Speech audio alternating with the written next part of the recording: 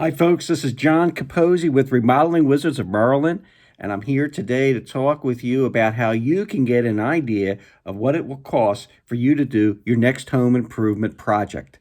We have a very simple process, which includes giving us a call, setting up an appointment, sending us some photographs of your existing project. So, for example, if you're doing a new bathroom, you're going to send us some photographs of your bathroom. Once I get that, we're going to talk on the telephone. We can do this a couple of ways. We can have a Zoom meeting, we can do a FaceTime meeting, or we can just talk on the phone as I'm looking at the photographs.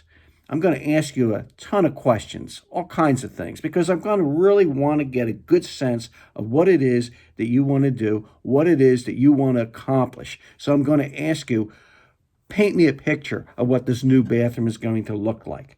Once I have all that information, we'll go back and forth a few times. Once I feel that I fully understand what it is that you need and what it is that you want to do, at that point, I will be able to give you some idea of what this project is going to cost.